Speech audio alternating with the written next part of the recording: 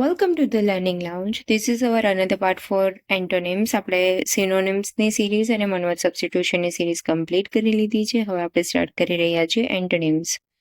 તેમાં સૌપ્રથમ આપણે જોઈએ તો ફર્સ્ટ ઇઝ અ હોસ્ટાઇલ. હોસ્ટાઇલ એટલે શત્રુ, શત્રુતાપૂર્ણ. Showing or a feeling a position or a dislike, unfriendly. તેના એન્ટોનિમ્સ થશે amiable, friendly, sympathetic, gentle, favourable, એમિકેબલ.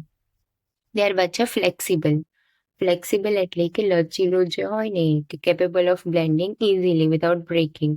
એના એન્ટોનિમ્સ છે રિજિડ, સ્ટીફ, ડેફિયન્ટ, ઓબ્સ્ટિનેટ.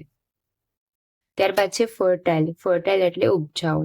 તો એનો મિનિંગ થશે capable of gating pregnant or producing many ideas. તો એના એન્ટોનિમ્સ થશે, એન્ટોનિમ્સ એટલે વિરોધાર્થી, બેરન અથવા તો ડેસોલેટ.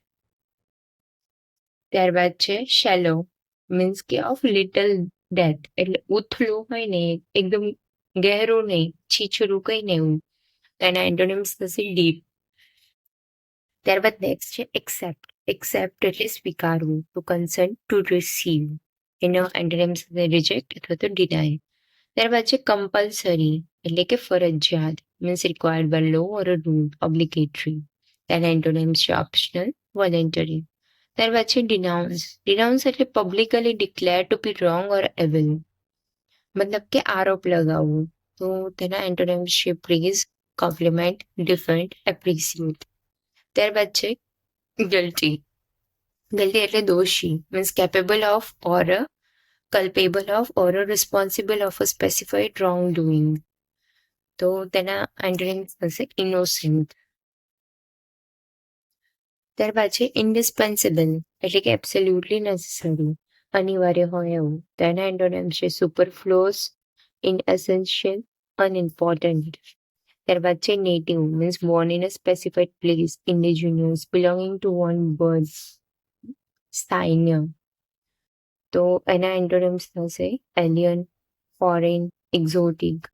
ત્યારબાદ છે સ્પિરિચ્યુઅલ, મીન્સ કે relating to or affecting human spirit or soul as opposed to material or physical thing. And આધ્યાત્મિક. તેના એન્ટોનિમ્સ છે bodily, physical or material. Wicked એટલે કે evil or moral wrong. તો wicked meaning થશે દુષ્ટ. તેના એન્ટોનિમ્સ છે good, righteous, virtuous. virtuous એટલે ધાર્મિક થાય. ત્યારબાદ છે કેપિટિવિટી. કેપ્ટિવિટી એટલે કન્ડિશન ઓફ બીન ઇમ્પ્રિઝન ઓર કન્ફાઇન્ડ, એટલે કેદી જે હોય ને. તો એના એન્ટોનિમ્સ થશે લિબર્ટી અથવા તો ફ્રીડમ, એટલે કે સ્વતંત્રતા. Clear means easy to understand or interpret, to remove obstacles. તો એના એન્ટોનિમ્સ થશે નેબ્યુલસ, ઓપિક, મર્કી, ડીમ.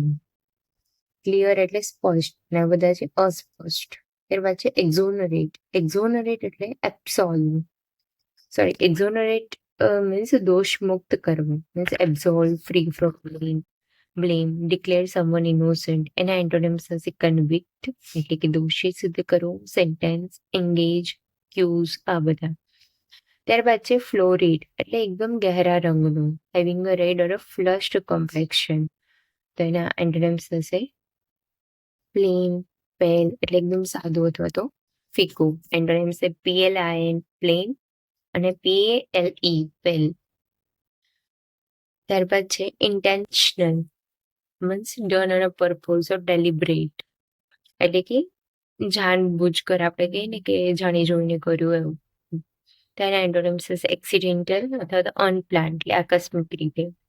ત્યારબાદ છે રિવરન્સ. રિવરન્સ એટલે deep respect four someone, means કે શ્રદ્ધા હોવી એક સાથે. તો એના એન્ટોનિમ્સ હશે કન્ટેમ્પ્ટ એટલે કે ધૃણા, સ્કોન એટલે તિરસ્કાર, ડિસ્પાઇસ એટલે ધૃણા કરવી, ડિસરિસ્પેક્ટફુલ, અસમાનજનક. ત્યારબાદ છે suspicious, having or showing cautious distrust of someone or something. તો ટ્રસ્ટ વર્ધી. એનો એન્ટોનિમ્સ થશે ડેફિનેટિવ, સર્ટિન, ક્રેડિબલ. સસ્પિશિયસ એટલે વિશ્વાસ ન હોય એવું, અને ટ્રસ્ટ વર્ધી એટલે જેમાં તમને વિશ્વાસ હોય.